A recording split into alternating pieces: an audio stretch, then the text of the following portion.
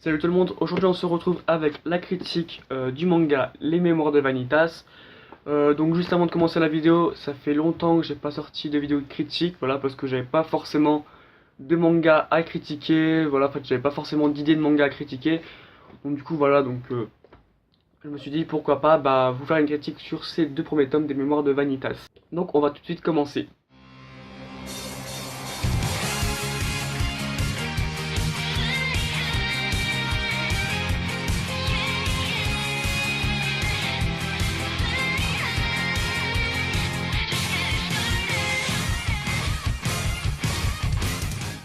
Les Mémoires de Vanitas est un manga écrit et dessiné par Mochizuki Jun, c'est l'auteur de Pandora Heart, donc vous voyez à peu près le niveau du manga. En France, il est édité chez l'édition Kiun dans leur collection shonen.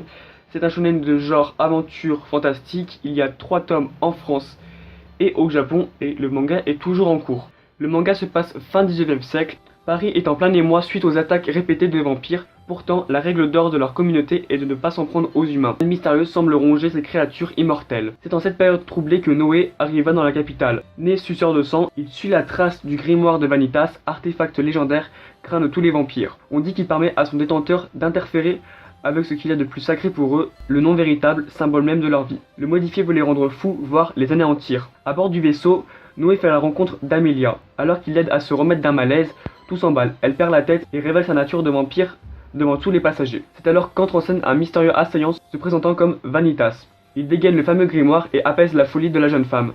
L'artefact ne serait donc pas une arme mortelle.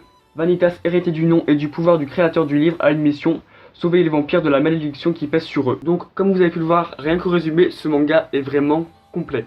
Donc, comme vous avez pu le voir, rien qu'au résumé du manga, rien que le manga a l'air complet, parce que quand vous voyez le résumé du premier tome, vous vous dites qu'en gros, si le résumé est comme ça, alors le tome va être super détaillé, voilà, et c'est vrai qu'il est vachement détaillé parce que, voilà, il est énorme ce tome, voilà, il est vraiment à lire, c'est pas comme des tomes où en gros il n'y a rien à lire dedans, tu les achètes une blinde et il n'y a rien à lire. Là franchement il est vraiment bien, enfin vraiment j'ai direct accroché au dessin, à tout. Donc les points positifs de ce manga, il s'agit bien évidemment du dessin, parce que pour moi le dessin fait tout d'un manga, enfin fait une grande partie du manga. Et là vraiment le dessin est vraiment super beau, les chara-designs sont super beaux. Des fois il y a des doubles pages sur Paris, c'est vraiment beau, voilà, le dessin en fait il n'y a rien à dire, voilà, donc l'auteur s'est vraiment amélioré depuis sa précédente œuvre. Il y a un autre point positif, il s'agit de l'histoire qui est complète. Comme je l'ai dit, le résumé est complet, donc du coup l'histoire vue au nombre de pages est vraiment complet. Voilà, en fait on comprend tout, voilà, il n'y a pas vraiment de blanc, enfin sinon s'il y a des trucs qu'on comprend pas, c'est fait exprès, voilà, pour éviter de tout spoiler. Et du coup voilà, l'histoire est vraiment bien menée, elle est bien amenée. Voilà, il n'y a pas de truc genre où il y a des éléments qui sont amenés mais genre bizarrement, voilà, en fait, tout se suit correctement. Et c'est ça que j'ai aimé dans l'histoire. Aussi, il y a un truc qui est bien amené dans l'histoire, il s'agit de la dose d'humour entre guillemets. Parce qu'en fait il y a des moments où c'est plus relax, voilà, où c'est plus drôle, où genre le personnage il comprend rien. Et c'est vrai que ça c'est bien parce qu'il y a des moments dans un manga, genre il y a une partie humour et après une partie combat ou action, où des fois il n'y a pas d'humour, ou des fois l'humour est vraiment mal mené, ou des fois l'humour est vraiment mal amené, alors que là je trouve que l'humour est super bien amené, voilà.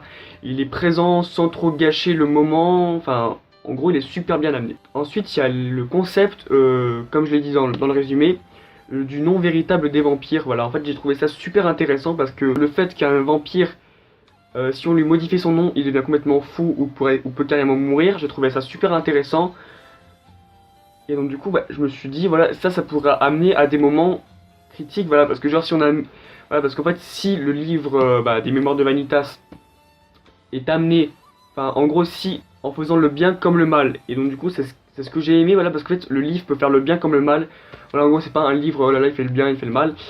Et c'est ça que j'ai aimé, parce qu'en fait Vanitas lui, au lieu d'utiliser le livre maléfiquement un peu, mais en fait il l'utilise bien. Voilà, parce qu'en fait il redonne les noms aux vampires qui ont perdu leur nom. Ouais. Et donc du coup c'est ça que j'ai aimé, voilà, alors qu'en fait il peut faire le mal mais il fait le bien, et ça franchement j'ai trouvé bien. Il y a aussi le fait que certaines personnes, comme les vampires, le voient mal, mais d'autres personnes le voient bien, et donc du coup j'ai bien aimé, voilà, le fait qu'en gros il soit redouté mais en même temps admiré. Et ça franchement j'ai trouvé sympa parce que j'ai trouvé ça un peu paradoxal parce qu'en même temps il sauve des vies et en même temps il les redoutait. Donc ça je me suis dit c'est un peu bizarre, voilà, parce que dès qu'on dit mémoire de vernissage pour les vampires, en gros ça veut dire ah il va changer notre nom, alors qu'en fait il change le nom mais une fois que ton nom est déjà changé. Voilà, c'est un peu compliqué. Voilà, en gros il purifie ton nom et certains pensent qu'en fait il va rendre le nom maléfique et tout ça tout ça. Ensuite par rapport aux personnages, j'ai trouvé que les personnages étaient super bien amenés, voilà.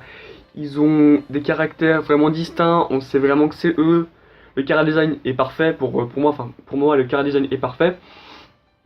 Leur histoire est vraiment touchante parce qu'il y a des moments, il y a une histoire voilà, où c'est un peu bizarre, mais voilà, on comprend leur passé, voilà, en fait on comprend pourquoi est-ce qu'ils sont comme ça. Ils ont déjà une identité qui leur est propre, voilà, genre ils ont pas, voilà, genre c'est pas comme dans tous les shonen où genre il y a le con, l'intelligent, le beau gosse, tout ça. Je trouve qu'en fait c'est un mélange et en fait c'est ce qui rend que les perfs.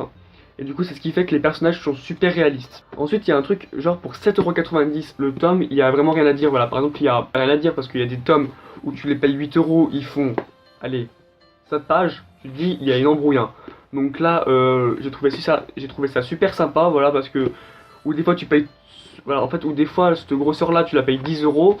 Donc du coup j'ai trouvé que ça c'était bien parce que voilà, en fait c'est pas comme s'il était vide à l'intérieur, voilà, c'est vraiment complet. Donc du coup en fait ça vaut super bien son prix et je pense que même il est en dessous de son prix. Je pense qu'il faudrait le vendre presque 10€ tellement qu'il est parfait ce manga.